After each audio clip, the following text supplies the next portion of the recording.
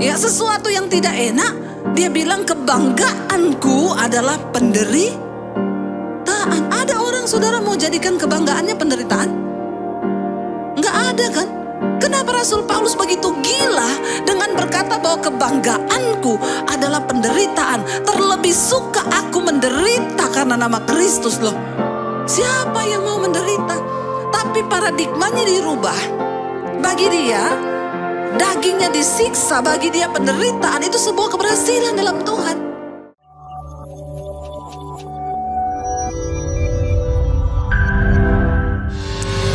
Terima kasih Tuhan, kami percaya kebesaran Tuhan itu yang membuat kami ada sampai hari ini. Terima kasih buat kemurahan-Mu Bapa. Terima kasih buat kasih karunia Tuhan. Bahkan kemenangan, keberhasilan kami boleh raih semua karena Tuhan. Urapi setiap kami Tuhan, kami datang dengan sebuah kerinduan untuk kami boleh mengerti rencana dan kehendak Tuhan lewat kebenaran firman-Mu. Urapi setiap kami, urapi hamba-Mu yang tidak ada apa-apanya. Berbicara bagi kami, sampaikan isi hati-Mu di dalam nama Tuhan Yesus yang membuka hati bagi firman Tuhan. Mari sama-sama katakan amin, amin. Tepuk tangan buat Tuhan Yesus. Silakan duduk Bapak Ibu yang terkasih, shalom. Apa kabarnya sore hari ini?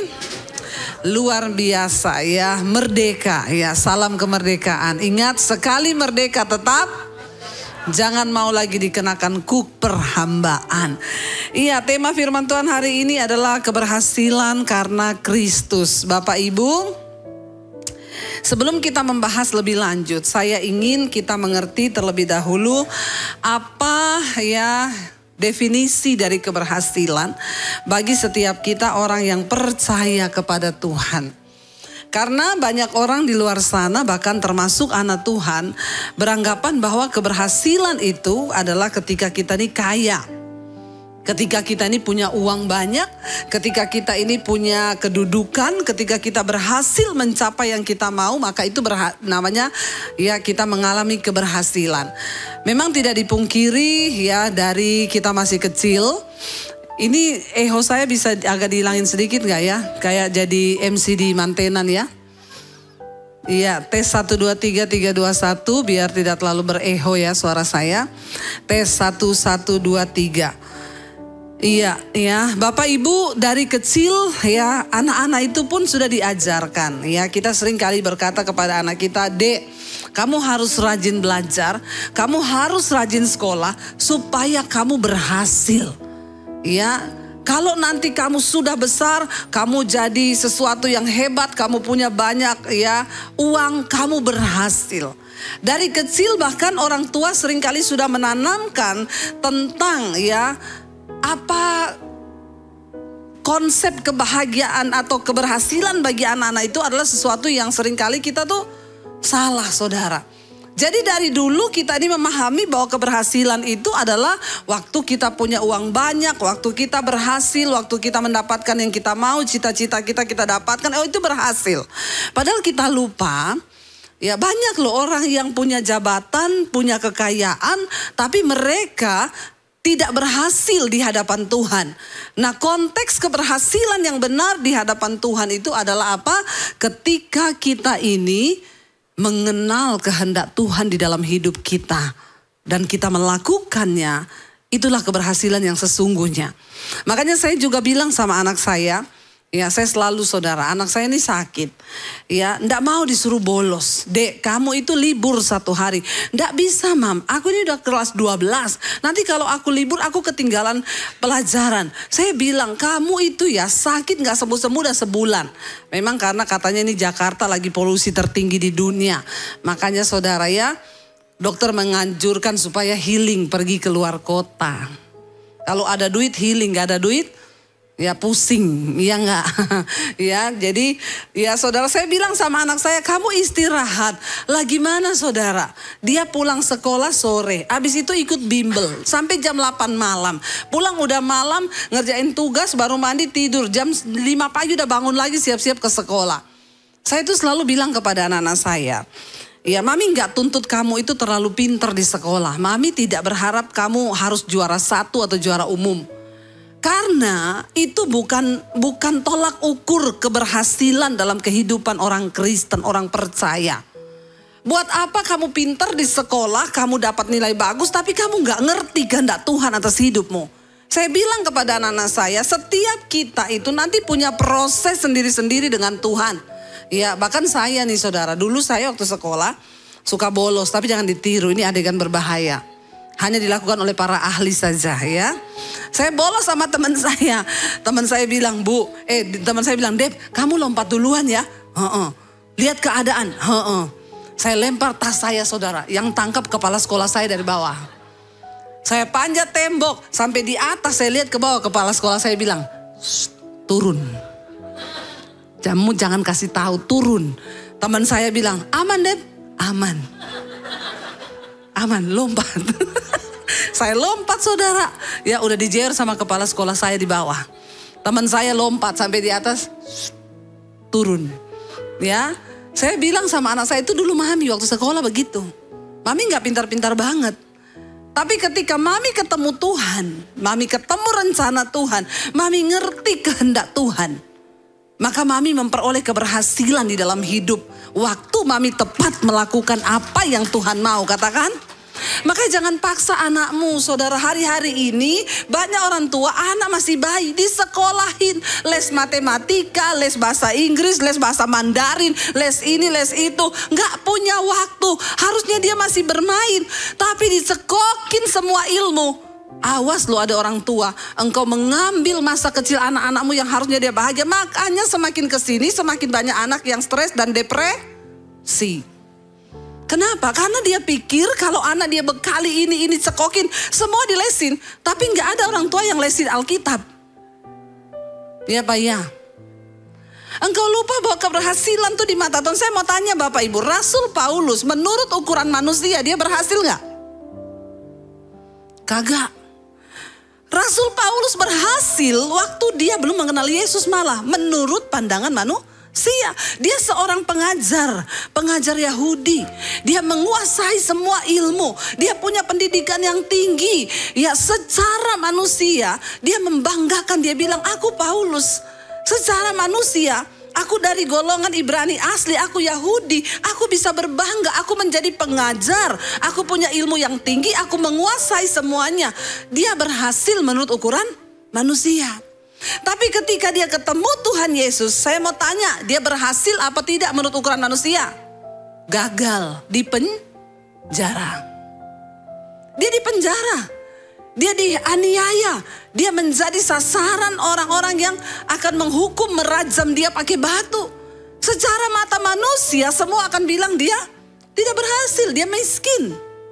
Beda dengan dia sebelum mengenal Yesus. Hidupnya itu dari perantauan satu ke perantauan lain. Dia buka jemaat perintisan satu ke tempat lain. Tidak enak. Sehingga dia berkata, ya saat aku mengikut Tuhan, penderitaan itu adalah kebanggaanku. Menurut saudara dia berhasil? Mata dunia bilang tidak. Tapi di mata Tuhan, Rasul Paulus berhasil gak? Berhasil. Bapak Ibu ingat ya, ketika kita mati satu saat nanti kita akan menghadap Tuhan.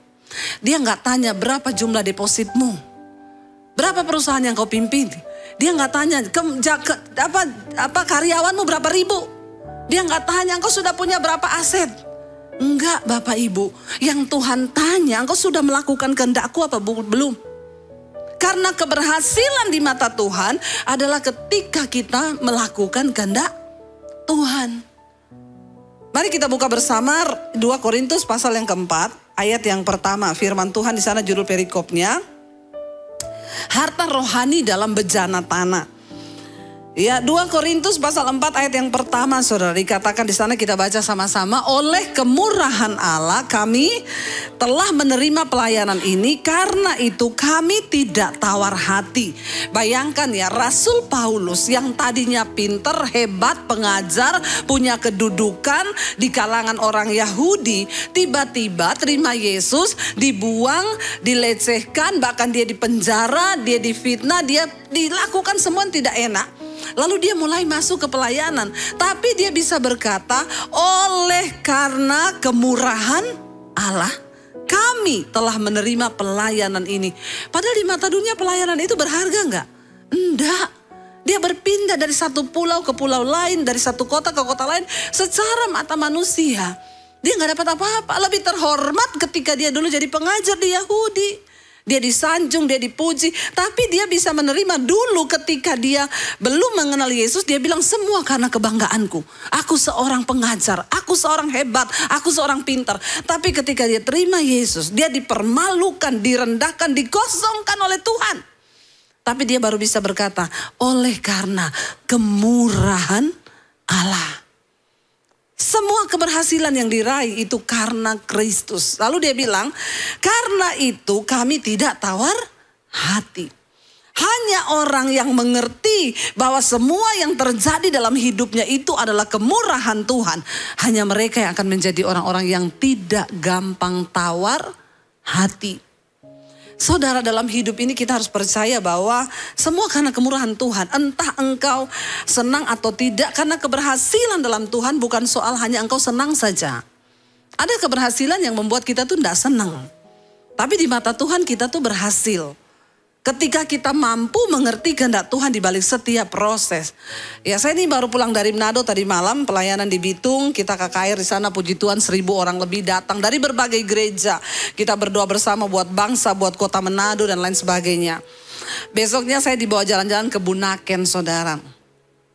Datang ke beberapa pulau, sampai di sana, ya begitu pulang udah di kapal, anak saya bilang, "Mam, topiku ketinggalan." Ya, dia baru beli topi, bagi dia itu topi mahal 500.000.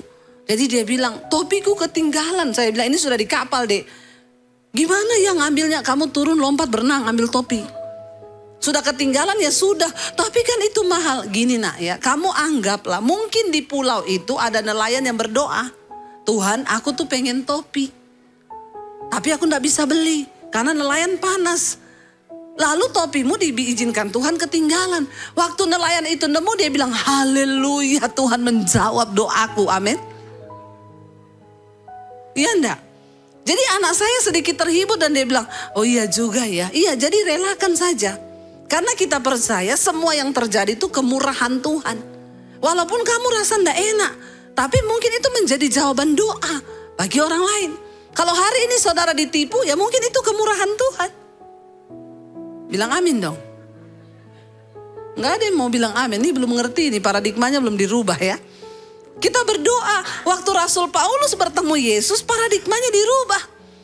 Ya, sesuatu yang tidak enak, dia bilang kebanggaanku adalah penderitaan. Ada orang saudara mau jadikan kebanggaannya penderitaan? Nggak ada kan?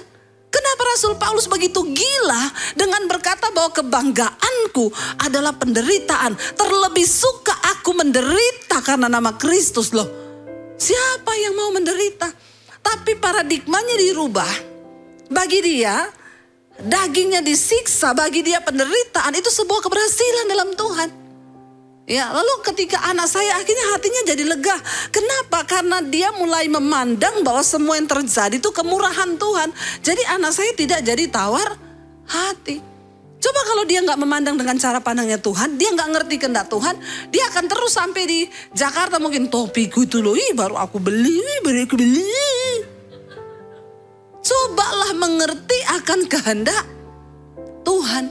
Waktu kita tahu bahwa semua yang ada di hidup kita ini kemurahan Tuhan saja, kita tidak mudah menjadi orang yang tawar hati, kecewa sama Tuhan, kecewa sama manusia. Karena kita tahu semua yang terjadi atas hidup kita itu adalah karena kemurahan Tuhan. Enak atau tidak enak. Saudara, saya kemarin di Manado, saya ketemu dengan seorang ibu. Lalu dia cerita sama saya, Bu Debbie, ya benar kita share, kita saling ngobrol tentang kebaikan Tuhan. Dia bilang benar Bu, saya tuh hari ini ada tuh semua karena kemurahan Tuhan. Jadi Bu, saya ini dari kecil dulu cita-cita saya mau jadi mafia perempuan di Indonesia. Saya bilang hanya orang gila yang punya cita-cita begitu. Gila enggak saudara? Enggak ada lah orang mau punya cita-cita jadi mafia perempuan. Ya. Dulu saya serusak-rusaknya enggak ada cita-cita di otak saya pengen jadi mafia perempuan di Indonesia. Saya bilang berarti ibu ini hidupnya pahit banget ya. Sampai punya cita-cita yang rusak seperti itu. Dia bilang, iya Bu, karena apa? Saya ini dari dalam kandungan sudah tertolak. Waktu papa saya tahu saya ini perempuan, itu dia udah benci banget. Ya malah kalau bisa jangan lahir anak ini. Dia bilang, itu anak nanti bawa sial. Jadi ketika saya lahir benar perempuan, saya diharapkan laki-laki. Tapi saya lahir perempuan. Akhirnya apa Bu? Ketika saya lahir sebagai seorang perempuan, papa saya itu bilang sama mama saya, kamu jangan kasih dia minum susu ya, kasih dia air putih. Ya, itu anak bawa sial. Bapak Ibu jangan sampai engkau itu menolak. Mau punya anak bilang aja, terserah Tuhan, laki-laki atau perempuan, terserah Tuhan, itu yang Tuhan tahu yang terbaik. Amin. Saya lahir anak pertama perempuan. Ya, lahir lagi kedua, ya, cewek. Ketiga lahir putri.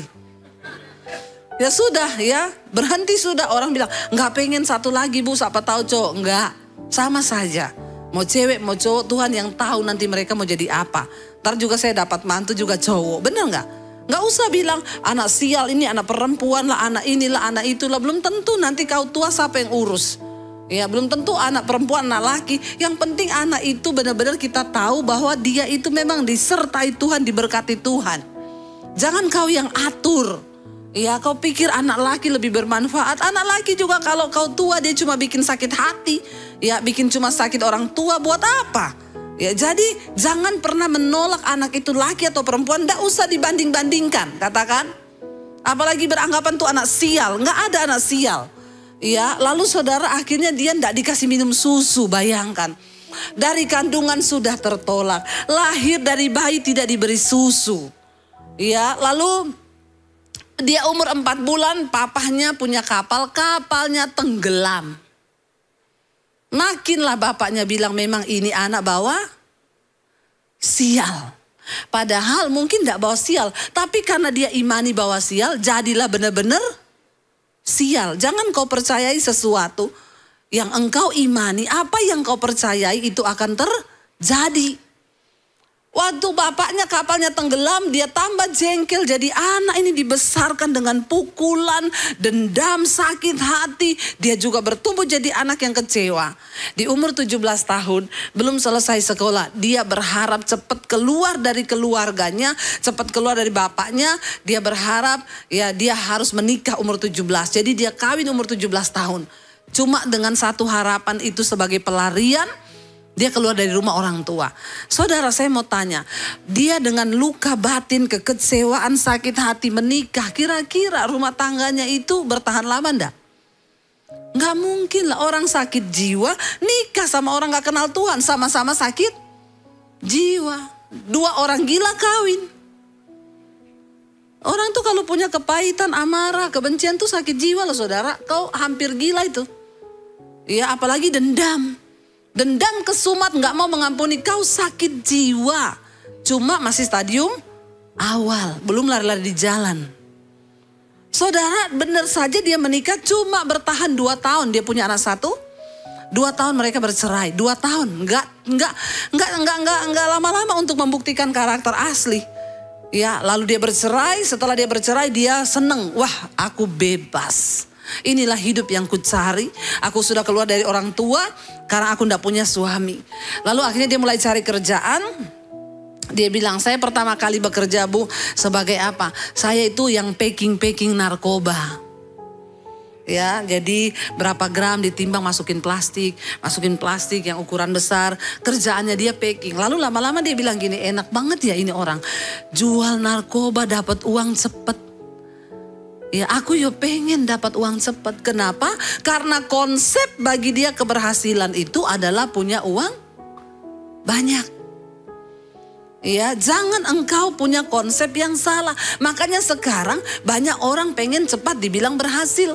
Yang penting dapat uang banyak, bisa beli rumah, bisa beli mobil. Yaitu jualan narkoba cepat. Atau jadi pelakor. Ya bidik suami orang lalu punya apartemen, punya ini, punya mobil, punya itu. Nggak usah repot-repot. Yang muda-muda di sini saya berdoa ya, tidak ada peliharaan, amin. Kau sama dengan kucing dipelihara. Jangan ya, engkau punya nilai yang tinggi, engkau adalah milik Kristus, telah ditebus, harus merdeka hidupmu. Jangan ganggu suami orang.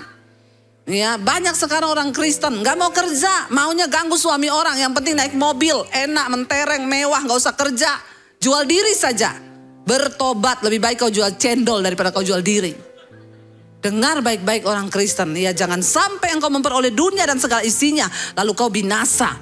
Ya lirik, sukanya lirik om-om. Waktu ditanya kenapa kau jadi peliharaan lirikannya om-om? Iya bu, karena saya ini kehilangan kasih Bapa. Jadi saya cari kasih Bapa, ketemu kasih Om. Bertobat ya, jangan sampai. Akhirnya saudara, dia bilang gitu, wah enak ya. Lalu dia mulai tanya sama bosnya, tadinya dia kan tukang kirim. Dia yang nganter saudara, packing nganter. Dia bilang, Pak saya bisa gak ikut jualan? Ya udah kamu mau ambil boleh, coba sedikit-sedikit. Dia ambil sedikit-sedikit, lalu dia mulai punya langganan. Mulai sedikit-sedikit jadi besar. Ketika memang dia nggak kenal Yesus karena dia bukan agama Kristen, orang tuanya tidak beragama Kristen. Satu kali ketika dia sudah punya semuanya, dia punya mobil, punya rumah, teman SD-nya datang, sudah jadi pendeta teman SD-nya, teman SMP-nya. Dia bilang, saya datang ke sini, saya mau kasih tahu sama kamu, Tuhan itu bicara sama saya, Tuhan mengasihimu, bertobat. Kalau kamu gak bertobat, sesuatu yang buruk akan terjadi. Dia jawab sama temennya yang pendeta itu, lu salah minum obat. Hari gini tobat, ini aku lagi menikmati hidupku. Orang itu tobat itu kalau sudah mau mati, udah tua baru tobat. Sombong, dia pikir dia punya hidup. Gak lama setelah itu dia tolak pendeta ini, dia ketangkep polisi. Masuk penjara. Karena masih punya uang, punya harta, ya dia bilang beres semua, aku masih ada backingan. Dia keluar hanya di penjara 4 bulan saja. Dia keluar, setelah keluar tidak jadi lebih baik, semakin jahat. Semakin besar saudara. Dia semakin bisnis narkobanya makin besar, jadi pengedar dan lain sebagainya. Apa yang terjadi? Tiba-tiba dia ketangkap yang kedua kali dan divonis pada waktu itu dia dipenjara 6 tahun. Saat itu saudara, dia berpikir ada duit, masih ada harta. Dia suruh jual mobil, suruh jual rumah untuk dia bisa keluar. Ternyata semua tidak bisa menolong. Memang Tuhan harus izinkan dia ada dan dalam keadaan yang terpuruk, di mana di situ dia merasa tidak ada orang yang bisa tolong. Bahkan temannya, backingannya nggak ada yang tolong. Saat itulah dia bilang, saya benar-benar di lembah kekelaman bu, mau mati rasanya di penjara. Akhirnya temannya itu datang lagi, pendeta ya, datang ke penjara, dia diinjili, dikasih tahu, lalu dia bilang, oke, saya mau terima Yesus. Dengan tujuan saya mau melihat mujizat Tuhan, supaya saya dibebaskan. Banyak orang mengikut Yesus dengan harapan-harapan palsu. Ya, hanya kepengen begini, kepengen diberkati, kepengen ini, hati-hati saudara. Akhirnya dia didoakan terima Tuhan Yesus. Ketika itu saudara dia mulai berdoa. Saya mau tanya, kalau saudara orang di penjara, doa yang pertama kepada Tuhan itu mintanya apa? Pernah di penjara semua ya?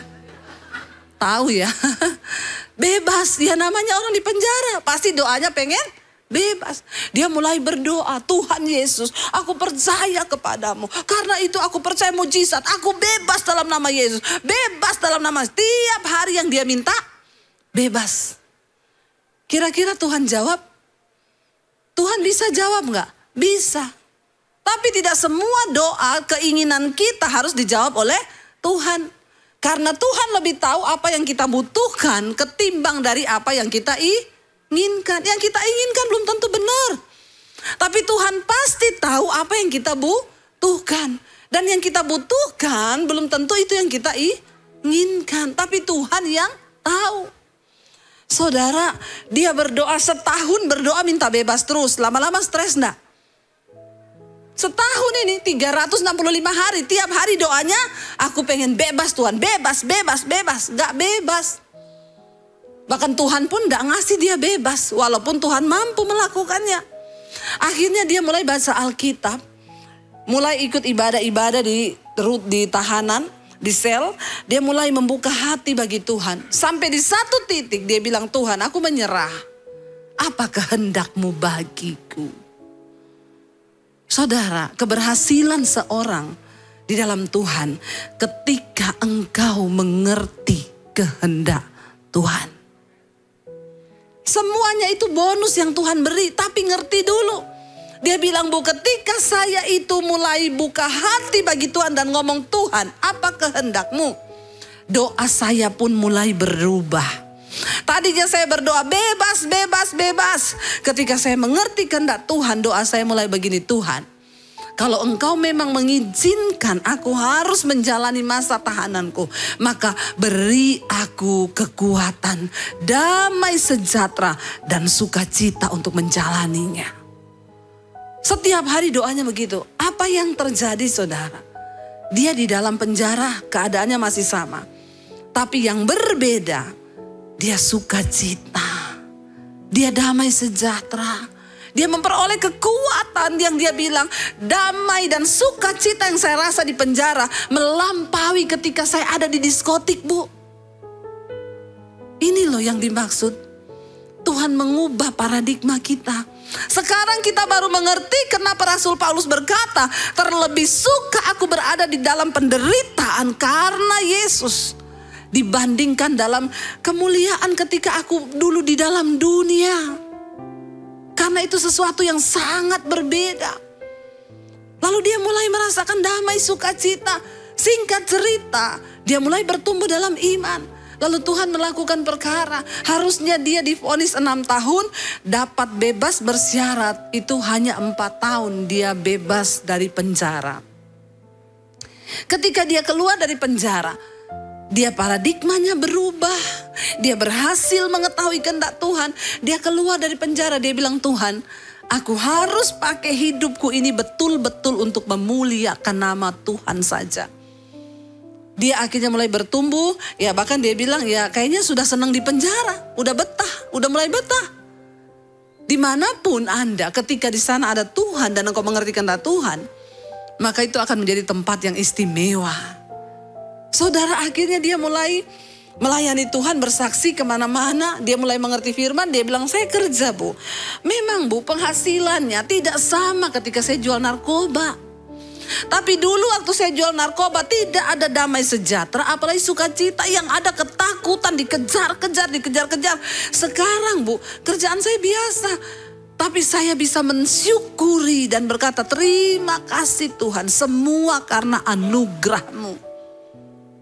Keberhasilan yang aku raih hari ini itu hanya karena Tuhan. Apakah dia berhasil di mata Tuhan? Yes, karena dia menemukan kehendak Tuhan. Walaupun dia sudah tidak sekaya dulu.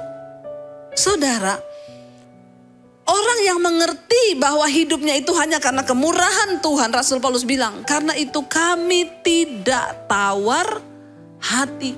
Kita lompat ayat yang ke-6, berkata di sana. Ayat yang ke-6, 1, 2, 3. Sebab Allah yang telah berfirman, dari dalam gelap akan terbit terang. Ia juga yang membuat terangnya bercahaya di dalam hati kita, supaya kita beroleh terang dari pengetahuan tentang kemuliaan Allah yang nampak pada wajah Kristus. Bagaimana seseorang bisa berhasil di hadapan Tuhan? Waktu hatimu diterangi oleh terang Kristus, katakan.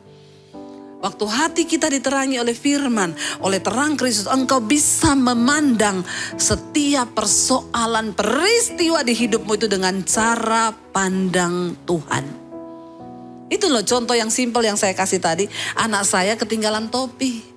Kalau dia lihat dari cara pandang manusia, rugi, aku tuh baru beli 500.000 loh. Itu aku nabung, aku gini. Sayang topi itu baru. Tapi waktu dia mencoba melihat dengan cara pandang Tuhan, mungkin ada nelayan yang berdoa. Lagi butuh topi, dia gak bisa beli. Tuhan izinkan topimu ketinggalan. Lalu dia bilang, iya ya, puji Tuhan aku menjadi berkat. Saudara, engkau butuh terang Kristus dalam hidupmu untuk bisa melihat setiap keberhasilan itu dari Tuhan. Ayat yang ke-7 berkata begini, yang terakhir kita baca bersama. Tetapi harta ini kami punyai dalam bejana tanah liat, supaya nyata bahwa kekuatan yang melimpah-limpah itu berasal dari Allah, bukan dari diri kami. Itu loh keberhasilan. Kenapa kita ini dikasih bejana hanya dari tanah? Saudara percaya atau tidak, setuju atau tidak, saudara kita semua ini tercipta dari tanah, hanya jenisnya yang beda. Ya, kalau orangnya suka kepo lihat hidup orang lain tuh mesti dari tanah liat. Ya, sukanya lihat-lihat. Kalau dia itu banyak masalah hidupnya berarti dicipta dari tanah sengketa. Ya, kalau sombong, oh dia dicipta dari tanah tinggi. Ya, kalau sukanya shopping pasti dari Tanah Abang itu. Kita ini semua hanya dicipta dari tanah.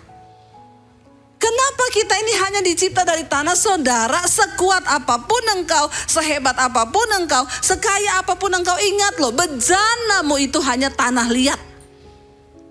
Kenapa kita harus ingat? Saya mau tanya saudara, bejana tanah liat tuh gampang hancur nggak? Kalau jatuh hancur nggak? Hancur. Kalau kesenggol sedikit retak nggak? Retak. Ingat ya, hidup kita ini, ya nggak usah takut. Ini bukan bunyi sangkakala Tuhan mau datang. Memang selalu bunyi begini setiap jam begini. Ya itu mungkin kayaknya gensetnya hidup atau apa gitu ya. Puji Tuhan toh kalau Tuhan datang kita lagi ibadah di sini semua terangkat naik ke sorga. Daripada saudara lagi dugem terus Tuhan datang. Mati kau saudara, betul. Ya, makanya jangan banyak-banyak dugem. Rajin-rajinnya ke gereja, amin.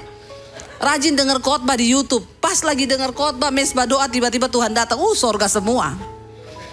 Amin. Ya, jangan sampai saudara lagi di mana terus Tuhan datang. Ingat loh, yang kita punya ini semuanya dalam bejana tanah liat. Makanya saya cerita lalu ada pejabat datang, Bu, saya ini seorang pejabat tapi saya selingkuh terus, Bu. Bagaimana caranya ya, Bu? Saya bilang, kau itu sombong, Pak. Walaupun kau pejabat, kau kira kau punya jantung 2? Kau ingat saja ya, Pak, kalau kau masuk ke hotel, kau bawa perempuan, Tuhan cuma suruh malaikat putusin 1 urat jantungnya, mati kau, Pak, jantungmu berhenti, Pak. Cuma dibuat konslet sama Tuhan saja jantungmu mati kau. Jadi ingat-ingat, dia bilang, astaga saya salah konseling ini ya. Saya bilang sama Bapak itu, jadi Bapak ingat-ingat muka saya ya, ingat omongan saya Pak. Kalau kau sudah mau masuk ke hotel, mau booking perempuan, ingat saya bilang apa ya. Tuhan konsleting jantungmu sekali saja dia berfirman. Jantungmu berhenti kau mati.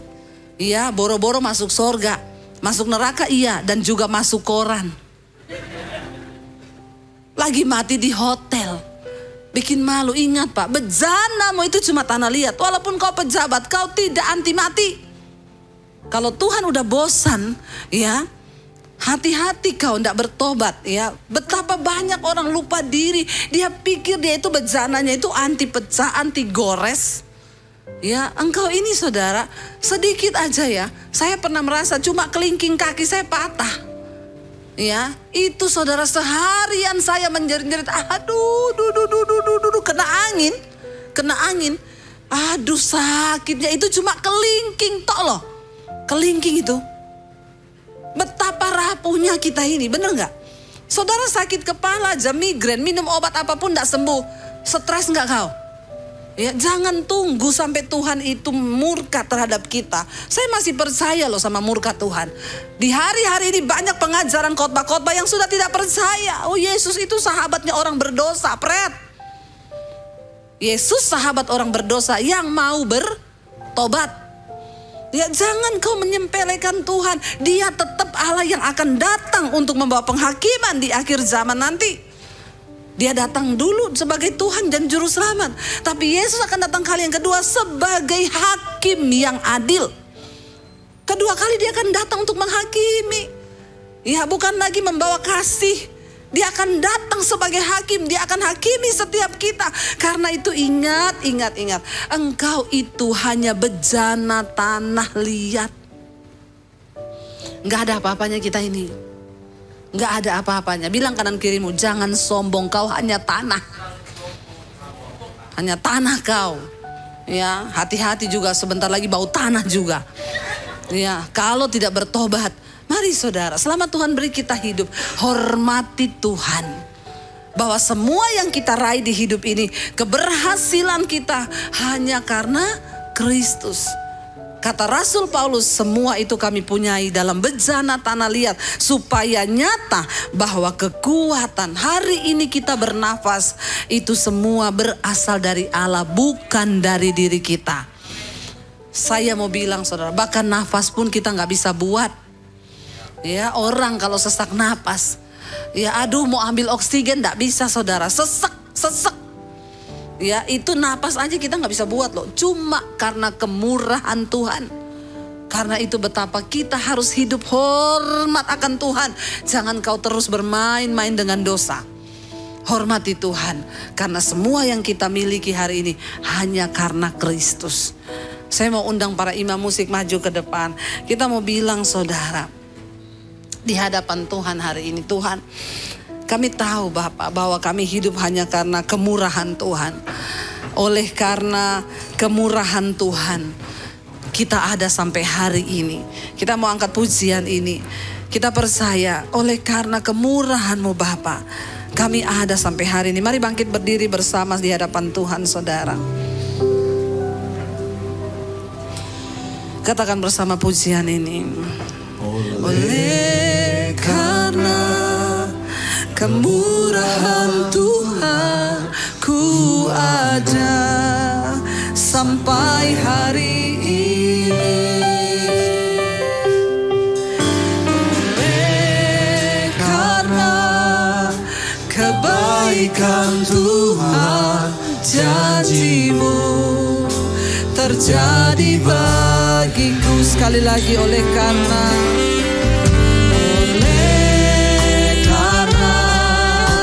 kemurahan Tuhan, ku ada sampai hari ini.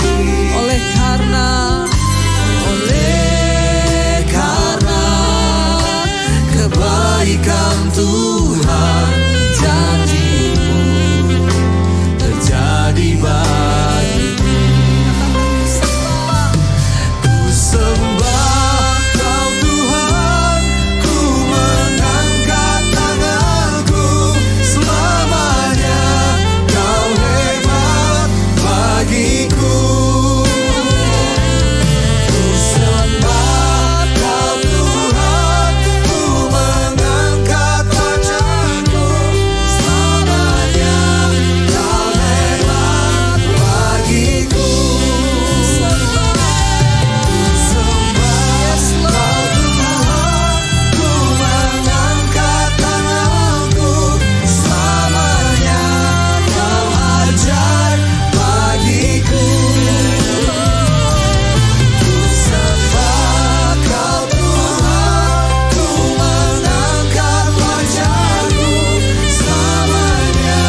Kau hebat bagiku. Biar musik saja, mari kita tundukkan kepala di hadapan Tuhan.